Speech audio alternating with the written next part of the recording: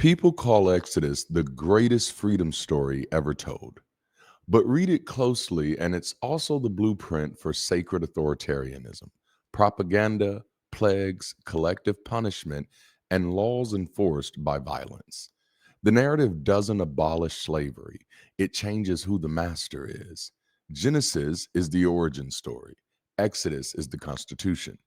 It's when God becomes a head of state and obedience becomes the definition of goodness. If Genesis gives Christianity a story about broken humans, Exodus gives it a story about a divine state. This is where God becomes a national leader, law becomes sacred command, and obedience becomes identity. Violence is reframed as liberation. Outsiders are no longer neighbors with competing interests. They are obstacles to destiny. Exodus doesn't just describe a people being freed, it describes a system being installed. This is the Bible's political origin myth. It teaches that authority is moral by default, that law is righteous because it comes from above, and that coercion can be holy if it serves the right purpose or agenda. Freedom in Exodus is not self determination, it is submission to a new ruler. And once that framework is accepted, domination no longer looks like control, it looks like deliverance. The Exodus narrative opens with the claim that the Israelites were enslaved en masse in Egypt for generations, a claim that functions as the moral foundation of everything that follows. Historically, this account is far less stable than it's often preached. There is no clear archaeological or textual evidence supporting a large scale Israelite population living in Egypt as enslaved laborers in the way that Exodus describes, nor evidence of a mass departure that would have destabilized Egyptian society. That doesn't mean nothing happened. Small Semitic populations clearly moved in and out of Egypt, but the grand unified slavery to nation narrative is not supported the way it is commonly presented. What we have is not a verified historical record, but a powerful origin story shaped long after the fact. This matters because Exodus builds identity around collective victimhood, followed by divine rescue. The people are not merely a community, they are a people defined by oppression and salvation. This creates a durable psychological framework. We were uniquely wronged, therefore, we are uniquely chosen. Suffering becomes proof of special status, and rescue becomes evidence of moral importance. Once identity is anchored this way, criticism can feel like erasure, and self examination can feel like betrayal. The story doesn't just explain where the people came from, it explains why they are right. This is how national origin myths work. Nearly every nation tells a story of hardship, persecution, or heroic survival at its beginning, because those stories justify cohesion, loyalty, and later claims to authority. In Exodus, the logic is clear. Because we were oppressed, our actions are righteous. Because we were enslaved, our conquest, separation, or dominance is justified. Moral standing is inherited from past suffering rather than evaluated by present behavior.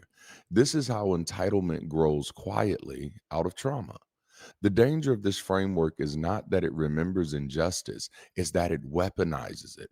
When a group's moral legitimacy is grounded in a sacred story of oppression, accountability becomes difficult. Harm committed by the group can be reframed as self defense, destiny, or even divine mandate. The Exodus slavery narrative, whether historically precise or not, becomes a moral shield. Suffering in the past is used to sanctify power in the present. In this way, Exodus does not begin as a neutral liberation story.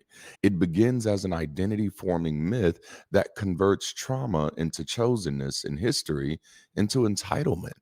And once a people understand themselves primarily as the rescued, questioning their actions feels less like ethical reflection and more like an attack of the story that makes them who they are.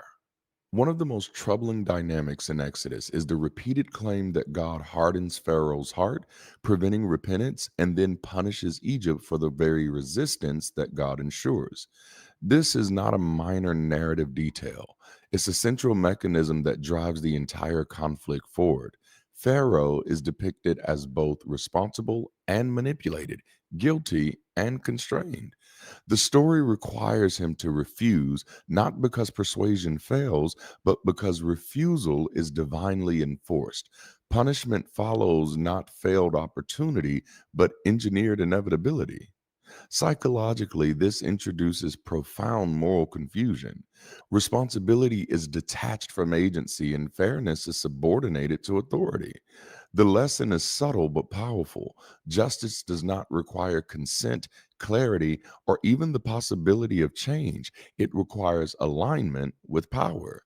When the highest authority controls both the conditions of failure and the consequences of that failure, moral reasoning collapses into submission. Right and wrong are no longer evaluated by intent or capacity, but by outcome as defined by authority. This framing trains people to accept contradiction at the heart of moral judgment. A subject can be punished for what they were not allowed to avoid, and the punishment can still be called just. Over time, this conditions individuals to distrust their moral intuitions when they conflict with authoritative narratives. If something feels unfair but is declared righteous by power, the feeling, not the action, is treated as the problem. Sociologically, the hardening of Pharaoh's hearts normalize a dangerous political pattern. Create the crisis, then claim the solution. Authority manufactures resistance, escalates conflict, and then presents its own violence as necessary and redemptive. This logic appears repeatedly in authoritarian systems, where opposition is provoked, dissent is criminalized, and repression is framed as restoration of order. Exodus does not merely describe the pattern, it sanctifies it. The result is a moral universe where domination is self justifying. Power no longer needs to persuade or reform, it only needs to prevail. Pharaoh becomes a narrative tool, stripped of meaningful agency, so that divine authority can demonstrate supremacy.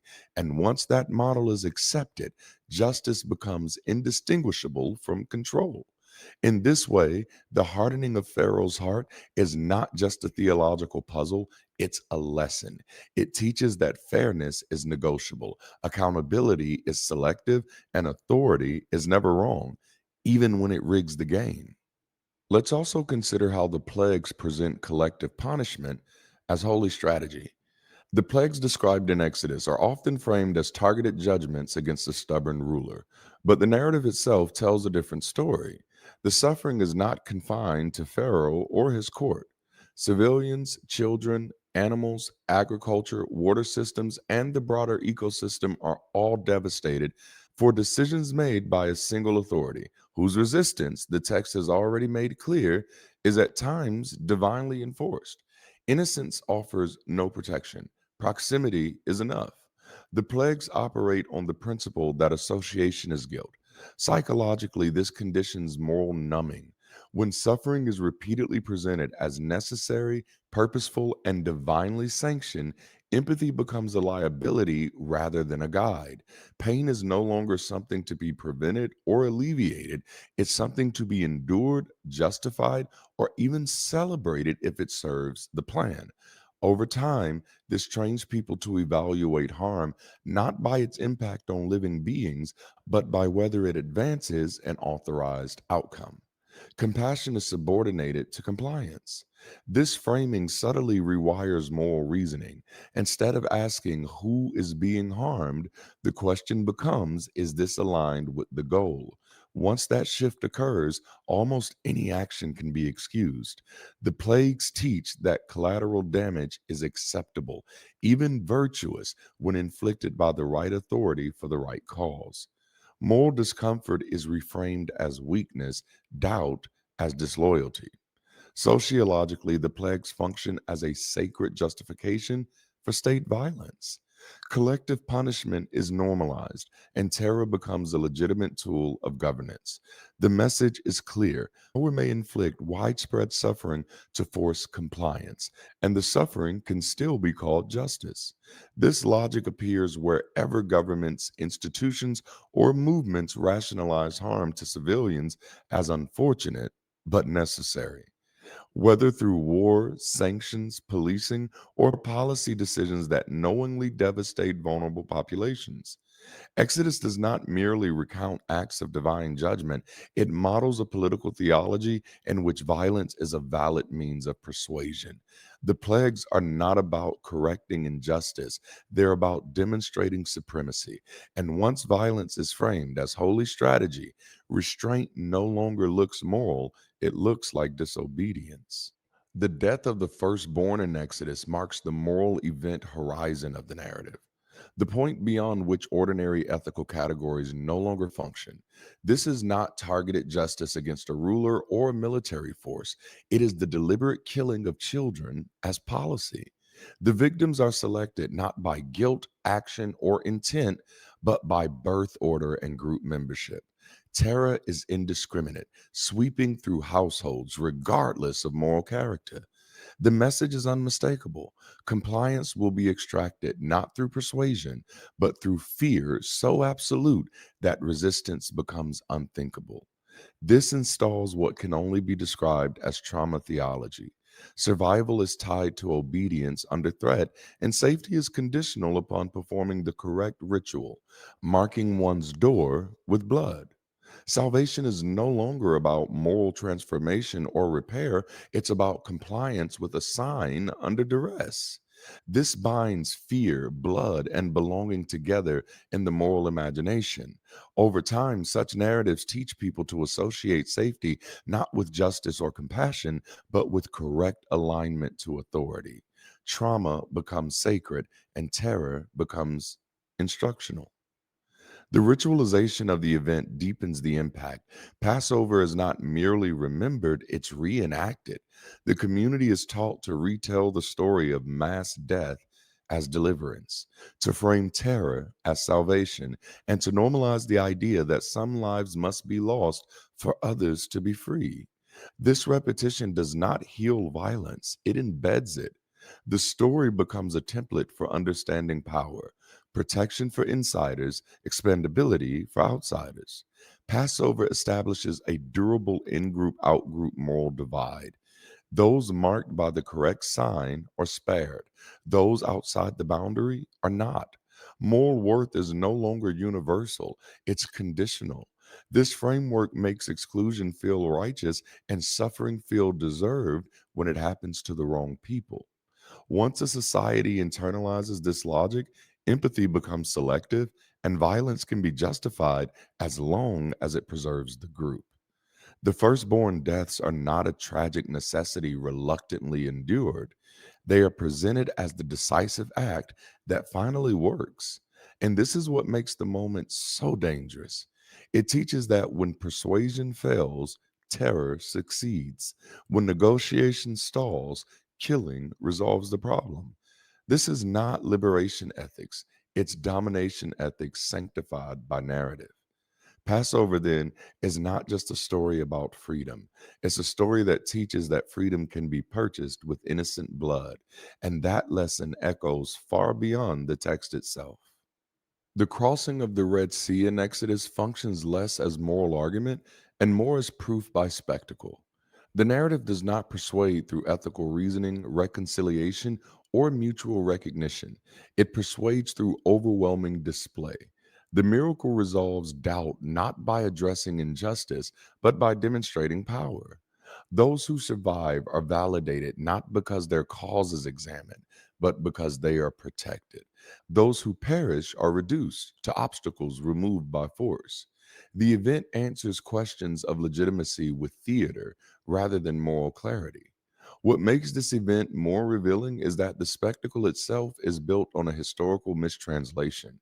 The Hebrew phrase there does not mean Red Sea, but Sea of Reeds, suggesting a shallow marshland rather than a vast cinematic body of water. The later translation amplifies the drama, turning a plausible escape narrative into an unmistakable supernatural display.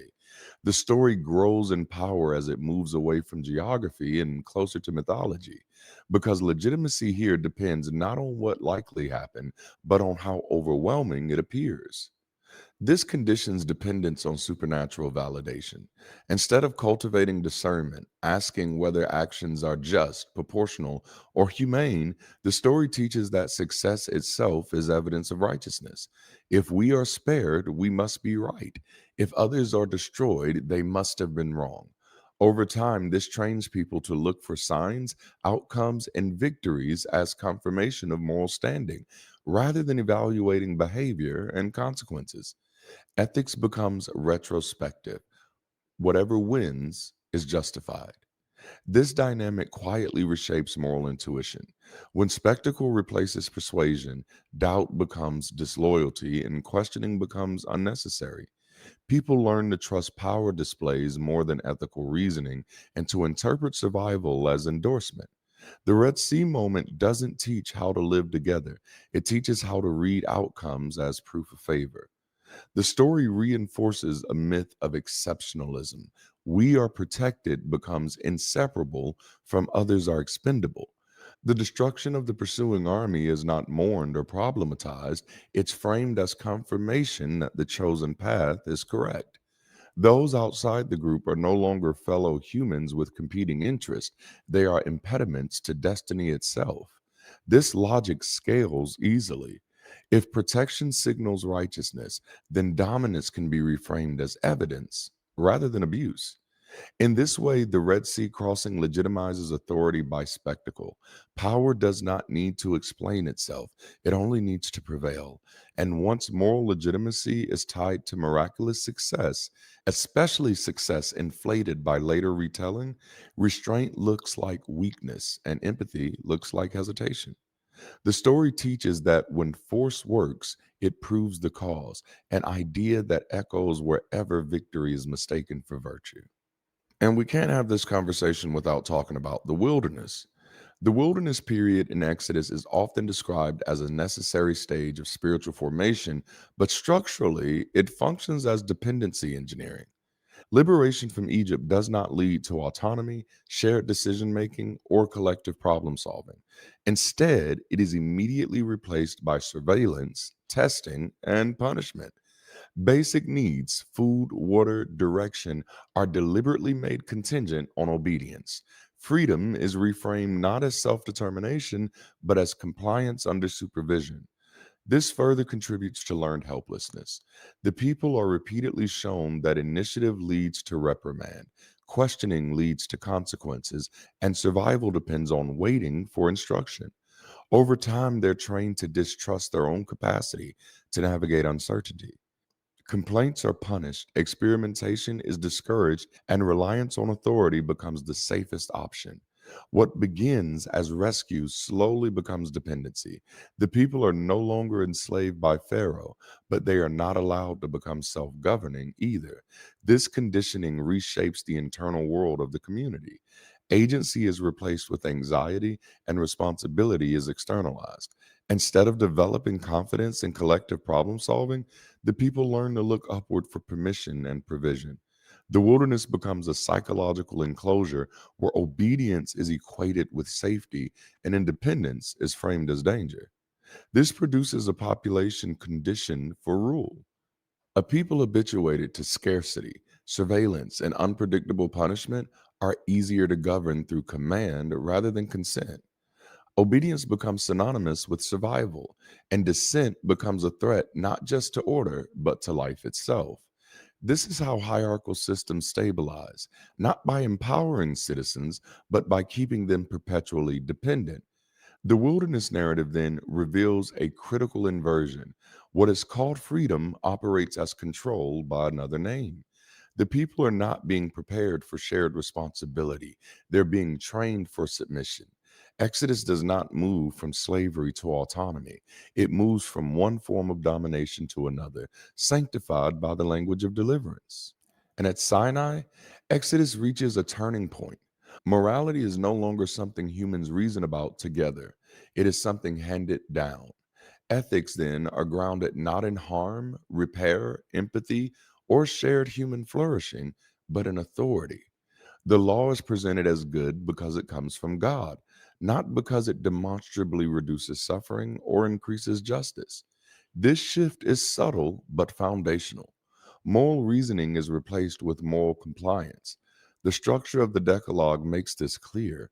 The opening commands focus not on how people treat one another, but on loyalty, exclusivity, and obedience to God. Allegiance precedes ethics. Human well being is secondary to divine authority. This ordering matters because it teaches that the highest moral failure is not harm, but disloyalty. Once that hierarchy is accepted, cruelty can be excused if it's authorized, while compassion can be condemned if it defies command. Sinai finalizes moral outsourcing. Individuals are trained to defer ethical judgment upward rather than cultivate it internally. Instead of asking, does this cause harm or does this repair what was broken, the guiding question becomes, was this commanded? Over time, this weakens moral agency. People become skilled at obedience, but underdeveloped in ethical reasoning. Guilt becomes easier to manage than responsibility because responsibility requires judgment. This has lasting effects on conscience. When morality is externalized, people learn to silence their ethical intuitions when they conflict with authority. Moral discomfort is reframed as temptation, doubt as rebellion. The self is no longer trusted as a moral instrument, it's treated as something to be overridden. Sinai establishes the logic of theocracy. Law becomes sacred and dissent becomes evil. To question the law is not to engage in debate, it is to oppose God Himself. This collapses the distinction between governance and worship, making political disagreement a spiritual offense. Such systems are resistant to reform because change threatens not just policy, but the perception of holiness.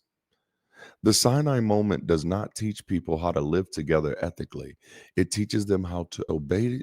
And once obedience is elevated above empathy, law no longer serves justice, it serves power. The golden calf episode in Exodus reveals how quickly authority moves from command to coercion. The people's act, creating a symbolic object of worship in the absence of Moses, is not an act of violence, exploitation, or harm. It's symbolic disloyalty, yet the response is immediate and extreme. Mass killing carried out by the Levites against their own community. Thousands died not for injuring others, but for violating allegiance. This marks a decisive shift in the moral logic of the narrative. Dissent itself becomes a capital offense. This installs fear based conformity. The lesson is unmistakable. Questioning authority, even symbolically, carries lethal consequences. Unity is no longer maintained through shared understanding or consent, but through terror. Once violence is used to enforce belief, internal disagreement does not disappear, it goes underground. People learn to perform loyalty outwardly while suppressing doubt inwardly. Authentic moral engagement is replaced by survival calculus. This moment also reframes violence as purification. Killing is not portrayed as tragic or regrettable, it's framed as necessary to restore order and favor. Bloodshed becomes a cleansing act. This teaches that violence can be morally redemptive when it protects authority, and that removing corrupting elements is a legitimate way to preserve holiness. The community is instructed not to heal division, but to eliminate it. The golden calf functions as a model of authoritarian maintenance. Purges are normalized as tools of unity. Loyalty is enforced by blood rather than persuasion, and cohesion is achieved by fear rather than trust. This is how authoritarian systems stabilize themselves by making the cost of dissent so high that silence feels like safety. Once violence becomes the mechanism for maintaining order, power no longer needs to justify itself, it only needs to intimidate. The golden calf episode is not a warning against idolatry alone. It's a warning about what happens when belief is policed by force. It shows how quickly a community formed around liberation can transform into one held together by terror. And once unity is enforced through violence, purity becomes indistinguishable from cruelty. And with the construction of the tabernacle and the establishment of the priesthood in Exodus, Divine authority becomes fully bureaucratized. God is no longer encountered directly by the community as a whole. Access is mediated through elaborate rituals, purity codes, spatial restrictions, and an authorized clerical class. Proximity to the sacred is regulated. Movement, touch, timing, clothing, and lineage determine who may approach and how. What began as liberation now crystallizes into administration. This system externalizes worth. Identity becomes managed through categories of clean and unclean, acceptable and unacceptable, permitted and prohibited. Moral standing is no longer primarily about how one treats others, but about one's ritual status at any given moment. This trains people to monitor themselves constantly, internalizing surveillance as self discipline. Anxiety replaces agency, and belonging becomes conditional.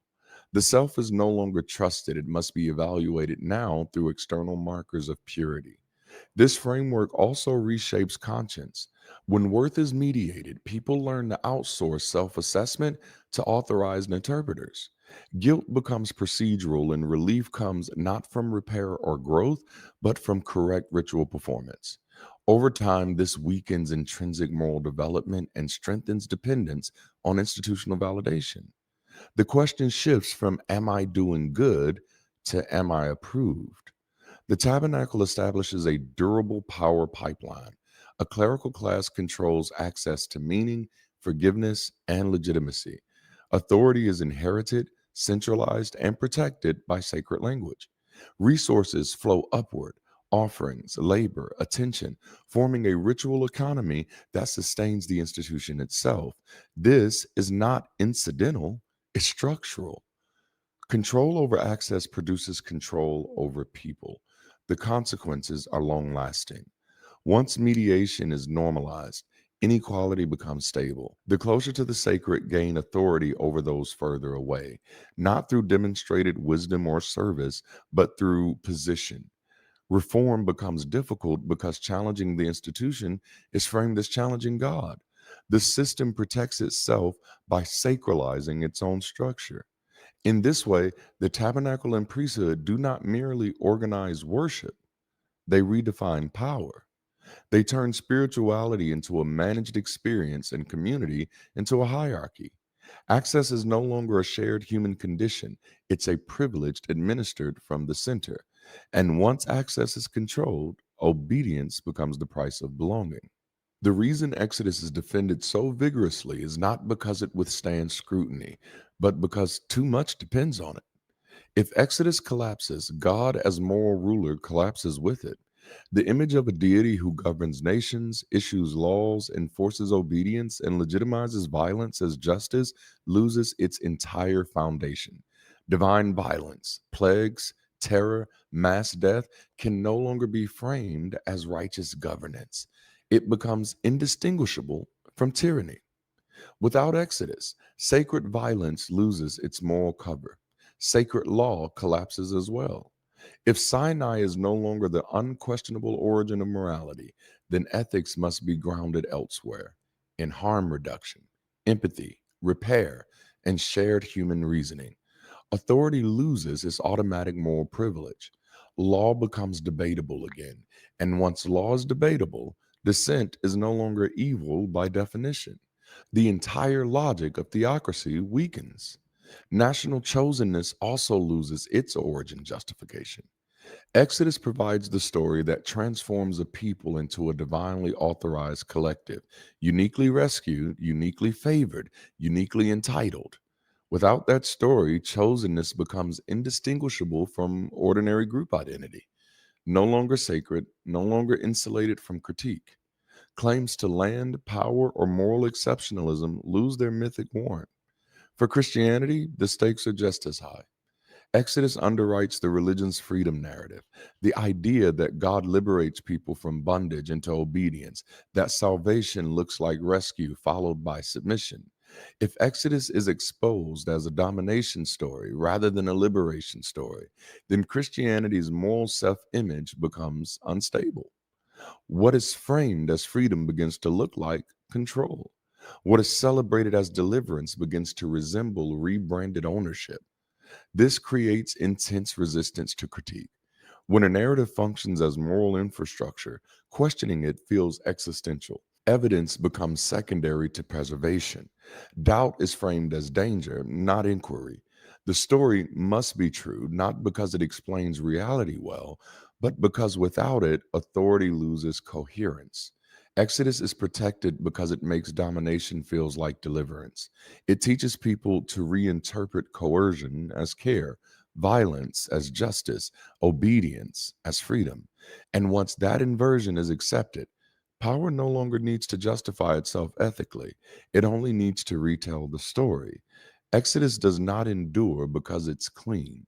It endures because it is useful. And when a story's survival depends on suppressing critique rather than inviting it, the question is no longer whether the story is sacred, but whether it should be, because we should be better than that. If there's a thread running through everything we've talked about today, it's this. What's breaking down in our world isn't belief, it's belonging. Most people aren't walking away from faith because they want isolation. They're walking away because inherited structures of connection, religion, tradition, even family, no longer hold. And when those structures collapse, people don't just lose answers, they lose orientation, they lose rhythm, they lose community. That's the core problem Bridge City exists to address. Bridge City is a people centered community that uses a proven human rhythm, weekly gathering, shared music, and guided conversation to restore connection without superstition, coercion, or belief conformity. We don't ask you to agree, we don't ask you to convert, we don't ask you what you believe. We start with our shared humanity. Everything begins with our Sunday sessions, our weekend experiences. This is where people feel seen, safe, and human again. And when that moment works, connection becomes possible. Over time, we've seen that connection turns into real community, clubs, groups, teams, relationships that are intentional instead of accidental. And when people belong somewhere meaningful, they commit, not because they're pressured, but because they care. Commitment shows up as time, skills, creativity, and support. People protect what they help build. That commitment allows us to build infrastructure, leaders, systems, local campuses that provide space and opportunity for people centric programs, projects, and progress. And once that system is strong, tangible impact becomes possible. Community care, mental health support, housing, food, childcare, youth programs. And that's literally just the tip of the iceberg. The fulfillment of that vision begins with belonging. Impact is downstream of connection. So if you're deconstructing, if you're rebuilding, if you're tired of being told what to believe but still want somewhere to belong, Bridge City might just be that place of connection that you've been looking for. Connect with our global campus today using the link in the description. Drop in and introduce yourself. And then join us for an upcoming Sunday session, not to be managed, not to be fixed, but to reconnect with yourself, with others, and with what it means to be human together. Thank you for hanging out with me today. Until next time, keep rising.